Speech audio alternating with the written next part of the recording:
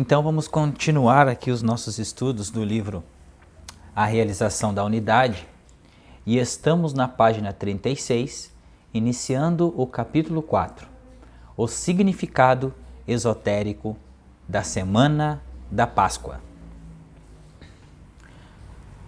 À medida em que aprendemos a ver o significado por trás da observância de feriados, ou mais corretamente, dias santos, somos capazes de perceber como e por que certos dias foram separados por vários grupos religiosos como tempo de oração e meditação. Então podemos contemplar os princípios que hoje em dia comemoramos em vez de considerá-los como meras férias do trabalho diário, que muitas vezes não nos fazem melhores no dia seguinte do que no dia anterior, exceto por aquele curto período de descanso. Quando os eventos que comemoramos como feriados ocorreram, sem dúvida, não havia como pensar que por causa dos acontecimentos daquele dia, as pessoas em lugares distantes do mundo parariam em comemoração, mas o fato é que esses dias se tornaram importantes, porque os eventos comemorados ilustram os princípios espirituais da vida que se demonstraram, princípios que todos os homens e mulheres podem adotar e pelos quais podem viver.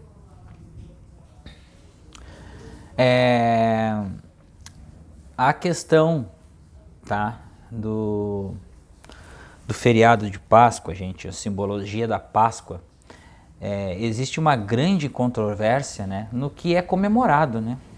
A gente pensa na simbologia de um coelho, a gente pensa em chocolates, a gente pensa em muitas coisas que nos desviam do real sentido deste dia, desta simbologia, deste significado.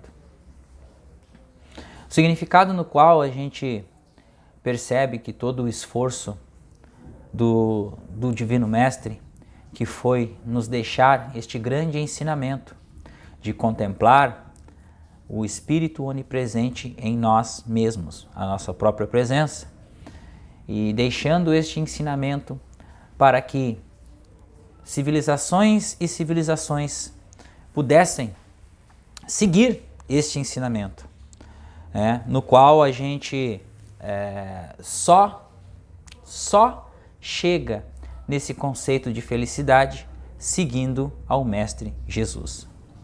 Sem seguir o Mestre Jesus, não há como mudar a realidade, não há como perceber a harmonia existencial onipresente que existe dentro de nós e fora de nós.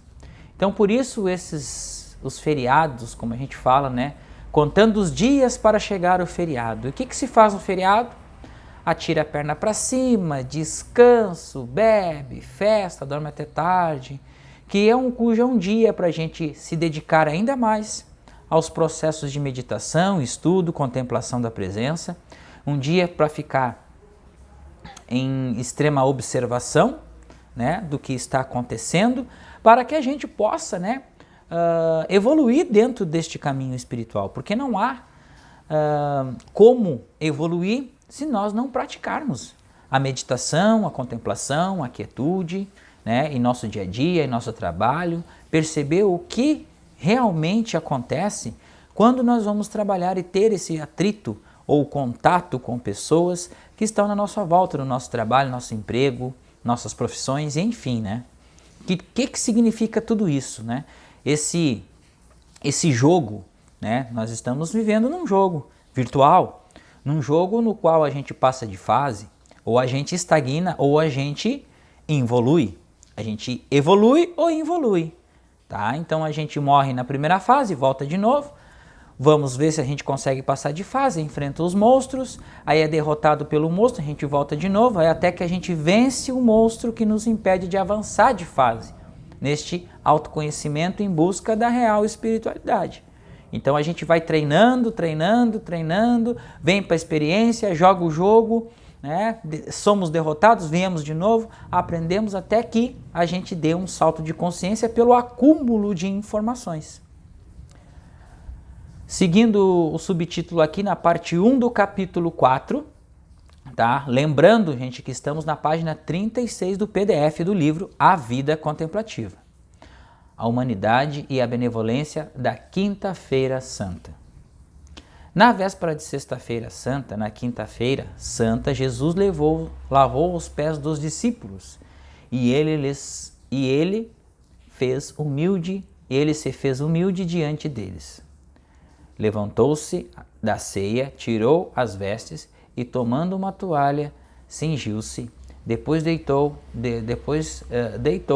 água numa bacia e começou a lavar os pés aos discípulos e a enxugar-lhes com a toalha com que estava cingido. Ora, se eu, Senhor e Mestre, vos lavei os pés, vós deveis também lavar os pés uns aos outros. João 13, versículo 4, 5 até o 14. Na última ceia, ele os alimentou com o pão da vida. Jesus tomou o pão, abençoou-o e o partiu e deu aos discípulos e disse: tomai e comei, isto é meu corpo. Mateus 26, 26. Ele, desse modo, exemplificou dois dos maiores princípios da vida espiritual: humildade e benevolência, nenhum dos quais é corretamente entendido na vida humana. Sem entender esse trecho aqui, que Jesus fez na Quinta-feira Santa, e o que ele fez, né? Lavando os pés dos discípulos, a humildade, o reconhecimento de nós, muitas vezes, gente, aceitar a ignorância dos nossos irmãos, aceitar críticas, aceitar apontamentos, aceitar tudo aquilo que as pessoas apontam o dedo para você, você aceita, você lava os pés, bate a sandália e segue à frente. E a maioria das vezes a gente quer discutir, a gente quer provar que a gente é bom, a gente quer provar que a gente é o melhor.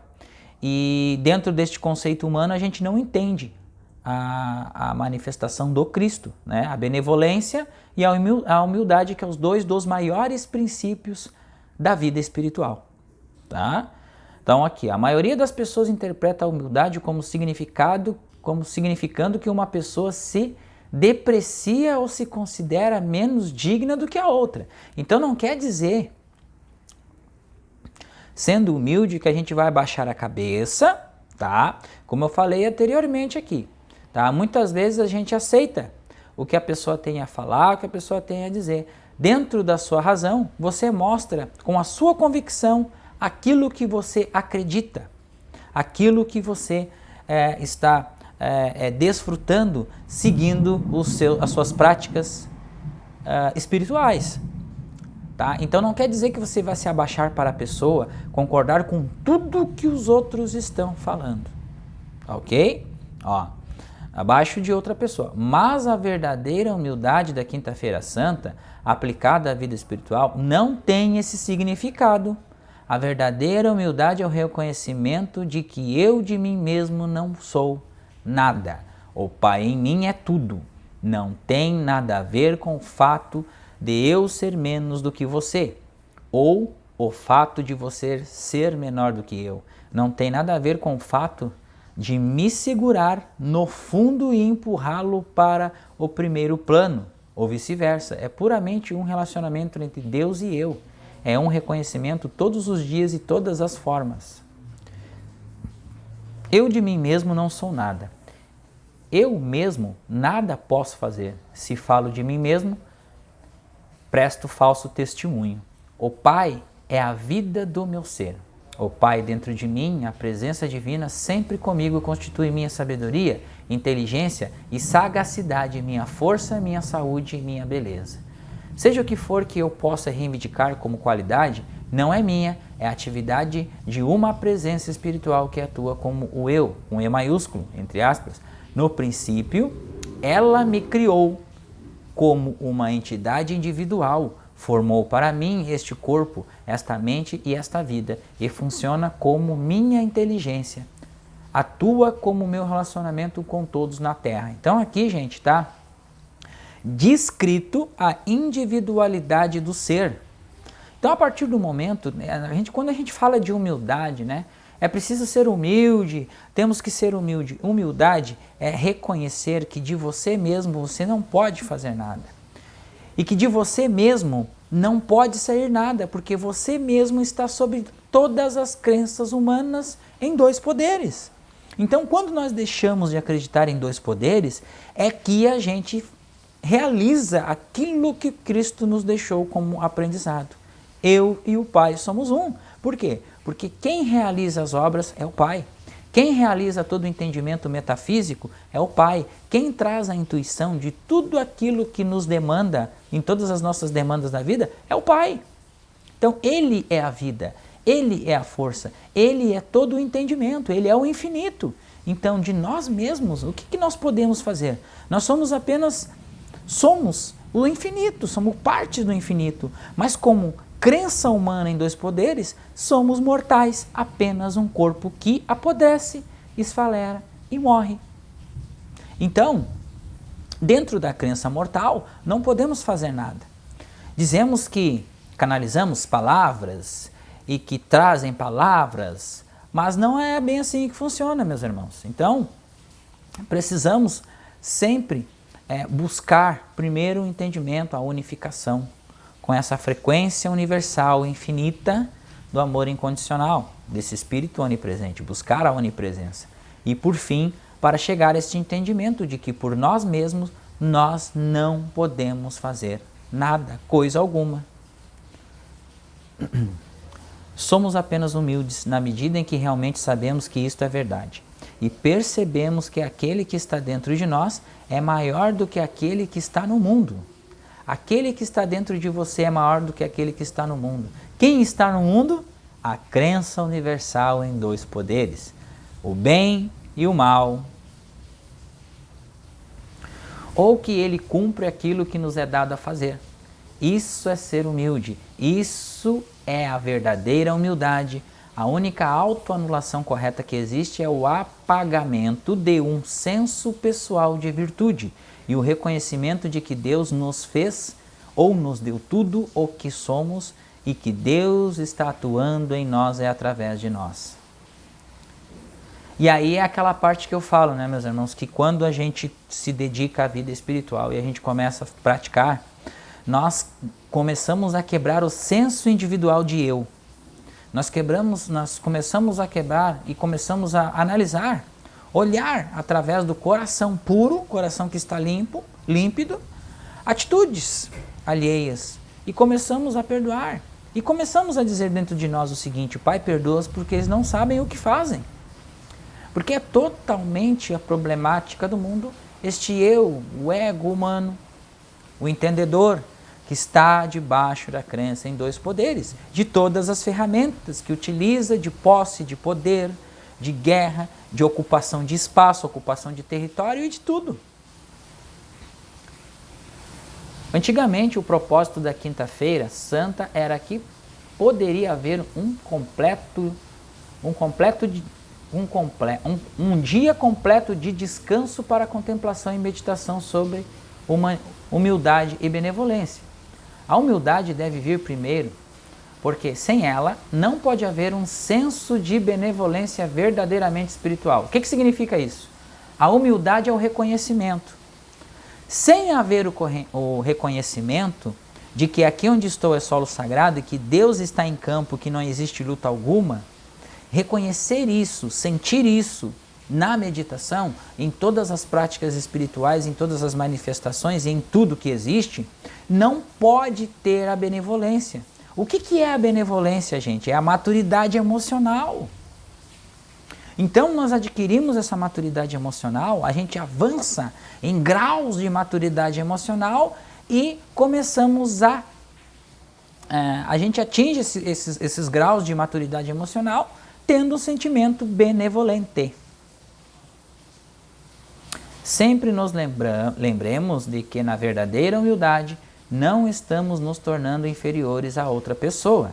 Estamos nos sujeitando a Deus, estamos nos entregando a Deus, estamos dando a Deus nossa mente, alma, espírito e corpo e estamos reconhecendo. Tu és a vida, tu és o caminho e a verdade, tu és meu ser, minha sabedoria, minha orientação, minha direção, meu apoio, meu suprimento, minha manutenção e minha eternidade. Quando começamos a compreender a benevolência em sua verdadeira luz, saberemos que nunca fomos caridosos ou benevolentes, nem jamais demos nada a ninguém, isto é, qualquer coisa que fosse realmente nossa. Olha o sentido metafísico que está aqui. Quando trocamos alguma coisa ou quando damos alguma coisa a alguém, humanamente a gente se sente aliviado, a gente se sente feliz por ter ajudado alguma pessoa. Mas o sentido metafísico desta frase aqui nos remete ao seguinte: nós nunca ajudamos alguém ou damos alguma coisa a alguma pessoa, porque a troca é com nós mesmos, dentro do nosso próprio ser, porque só existe um único ser. Olha que vislumbre isso aqui, gente. Quando nós entendemos que quando nós lançamos o pão às águas, que esse pão volta para nós, nós estamos trocando dentro do nosso próprio ser. Ou seja, lançamos esse pão, o pão da vida, retornando a nós mesmos com boas ações. Ajudando, trabalhando, estudando. Então, a partir do momento que nós nos dedicamos a algo, a alguma coisa para ajudar, para compartilhar, para partilhar, estamos partilhando com quem? Com o nosso próprio ser. Devemos entender que tudo o que temos é nosso pela graça de Deus. E tudo o que damos, compartilhamos ou doamos, também o fazemos pela graça de Deus. Porque só existe um único ser. Nós somos apenas os instrumentos através dos quais Deus atua. Instrumentos individuais, mas a atuação é o próprio Deus. Primeiro, para nos fornecer as 12 cestas cheias que sobram, para que possamos compartilhar e então para nos dar sua graça na forma de uma vontade, um desejo e uma oportunidade para compartilhar. Tem havido pessoas que foram tão generosas em suas doações que empobreceram a si mesmas, mas isso é apenas porque elas acreditavam que estavam dando de suas próprias posses e não entendiam que não tinham nada para dar, mas que tudo o que aparentemente possuíam pertencia a Deus. E é, por exemplo, como presentear alguém com um buquê de flores e acreditar que elas são nossas. Elas nunca foram, nunca são e nunca poderão ser. São de Deus, formadas por Deus, elas foram criadas por Deus e só crescem em nosso jardim em virtude de Deus.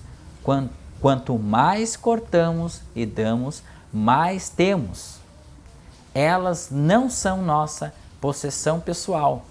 Elas são confiadas a nós como uma expressão de beleza, mas sabemos bem que, se as deixarmos em nosso jardim, elas apenas apodrecerão e desaparecerão e certamente não darão espaço para crescer mais. É no corte delas, no dar e compartilhar delas, na poda, que abrimos espaço para crescer mais.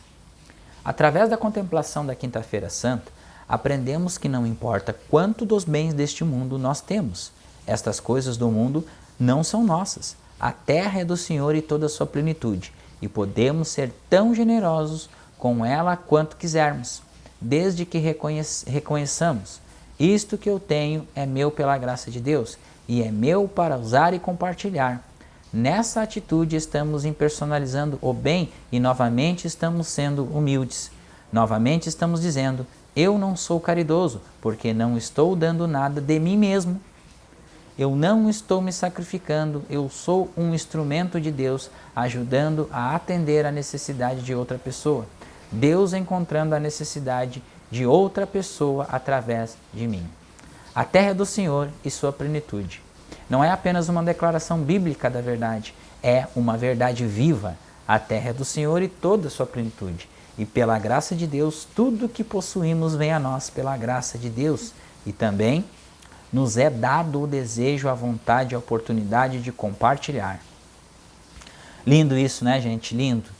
Quando sabemos que estamos aqui manifestados através de um jogo virtual, para poder crescer, evoluir e compartilhar tudo aquilo que a gente vem aprendendo com os nossos desafios, os nossos percalços, que são os nossos próprios aprendizados. Porque 2 vezes 2 é 4, não tem como mudar, não pode ser 5 ou 6. 2 vezes 2 são 4. E quanto 2 vezes 2 são 4? Partindo de um único princípio, o princípio da criação. Por isso que os resultados lógicos de matemática não mudam, porque vem a partir de um princípio, vem de uma lei espiritual da multiplicação através de um único poder. Como pode, né, gente, a gente está aqui compartilhando essas nuances, essas intuições que nos chegam através desse estudo de Joel e partilhando com vocês. E ainda mais partilhando no grupo de estudo lá, onde nós iniciamos as aulas, dentro do que nós estamos propondo, tá? Vem esse compartilhar, vem esse deleite, vem essa transmissão de informação, que é muito importante. Por isso que sempre a gente fala, gente, se nós não dermos um passo para compartilharmos, não dermos um passo para dividir isto com os irmãos, do que adiantaria nós termos essas intuições em nossa cabeça, essa informação batendo em nossa mente para compartilhar? Do que adiantaria isso? E por que chegamos até esse conhecimento? Então essa é a questão, né? Então, tudo aquilo que é falado, tudo aquilo que é dito aqui, na forma de leitura, na forma de aprendizado, na forma, quando a gente está lendo, a gente está transmitindo a informação e o entendimento através daquela leitura. Então há um canal aberto para receber e transmitir informações. Sexta-feira da Paixão, a crucificação do sentido pessoal. Aqui é a simbologia, tá, da Semana Santa. Então aqui Joel explica, né, a simbologia, a crucificação do sentido pessoal, do ego, né, gente? Outro dia sagrado da Semana da Páscoa é a Sexta-feira Santa. Espiritualmente falando, nós não celebramos a crucificação da forma física de Jesus. A lição para nós na crucificação de Jesus e em sua ressurreição no terceiro dia é para nos mostrar o caminho para encontrar a vida eterna. Dessa forma, o Mestre revelou claramente, é por meio da morte do senso pessoal, para sermos ressuscitados da tumba, devemos morrer para o nosso senso pessoal de vida, porque nosso senso pessoal de vida é o túmulo no qual estamos enterrados. Nós estamos presos, nós estamos agarrados no sentido pessoal da vida. Eu contra os outros, eu diferente dos outros. Devemos morrer para a crença de que por nosso próprio eu limitado, somos algo que temos nossas próprias vidas, uma mente, uma alma, um caminho e uma verdade própria. Devemos morrer na crença de que possuímos nossa própria virtude, qualquer virtude, vida, ser, harmonia ou qualquer sucesso próprio. A Sexta-feira Santa é um dia em que devemos contemplar e meditar sobre o significado interno da crucificação, voltando aos evangelhos, olhando para o Mestre como um símbolo, um caminho, apontando e reconstruindo reconstruindo em nosso pensamento sua vida, ministério e crucificação e sua ressurreição. Podemos aprender como ele causou a morte do senso pessoal, como ele evitava ser esmagado por seus problemas, mesmo quando tinha o sério problema de enfrentar a traição e a morte, e como, recusando-se a considerar suas aflições pessoais como problemas, era capaz de elevar-se acima de todo o sentido material, na gloriosa afirmação feita diante de Pilatos: para este fim nasci, por esta causa vim ao mundo. Para ele, nem a vida nem a morte eram um problema. Quando Jesus parecia estar em aperto no poço da Samaria, e os discípulos estavam preocupados em trazer-lhe carne, notamos que ele diz: eu tenho carne para comer, que não sabeis. E para a mulher junto ao poço, todo aquele que beber desta água tornará a ter sede, mas aquele que beber da água que eu lhe der nunca terá sede, porque a água que eu lhe der se fará nele uma fonte de água que jorra para a vida eterna. Ao ponderarmos estas declarações, bem como todos os outros ensinamentos de Jesus nos evangelhos, chegamos à conclusão de que o que este homem está dizendo em substância é: não tenho nada, mas tenho tudo.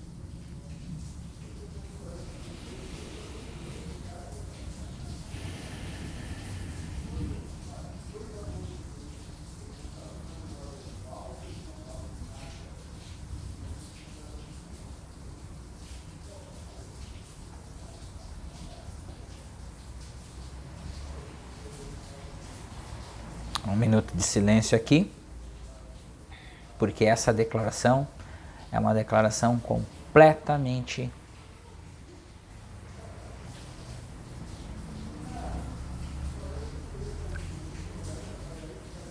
emocionante. Porque todo aquele que não tem, tem tudo. Porque todo aquele que não tem e está no nada, ele tem tudo, porque o nada é o vácuo onde contém toda a informação. Não tenho onde descansar minha cabeça, mas tenho comida para alimentar 5.000 e ainda sobrar 12 cestos cheios. Ele tinha carne que o mundo não conhecia. Ele tinha água que jorrava para a vida eterna. Este homem é uma figura monumental. Ele realmente tinha tudo. Tinha Deus, o Pai interior. E como tinha Deus, podia compartilhar o infinito em todos os que não tinham, fosse água ou vinho ou pão ou carne, ou café da manhã final, peixe. Não fazia diferença o que era. Tinha que compartilhar, mas sempre nos lembrava que de si mesmo não podia fazer nada. Se eu testemunho de mim mesmo, meu testemunho não é verdadeiro, porque me chamás de bom. Bom é o Pai que opera em mim. Ali vemos o princípio da Sexta-feira Santa, o princípio da crucificação do sentido pessoal, uma crucificação da crença de que nós mesmos temos qualidades do bem ou qualidades ou quantidades de bem.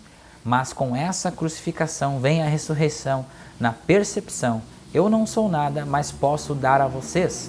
Por quê? Porque o Pai que habita em mim, Ele faz as obras.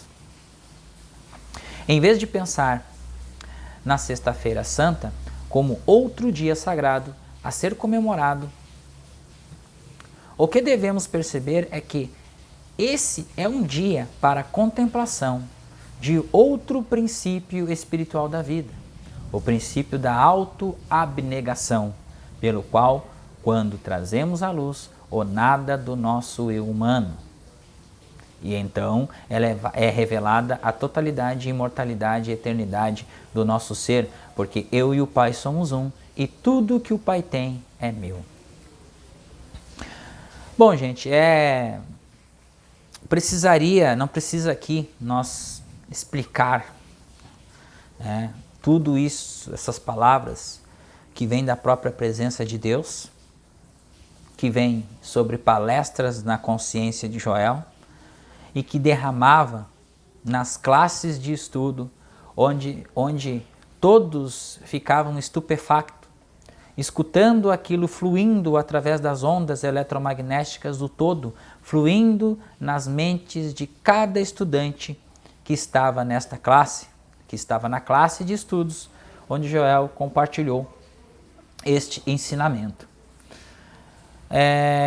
Ao longo dos anos e anos e anos, né, eu me lembro que no tempo de Páscoa, até vou tomar uma aguinha aqui,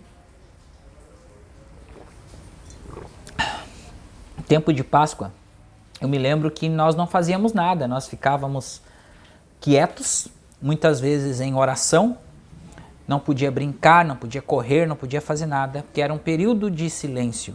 Tem o período da Quaresma, que é antes disso.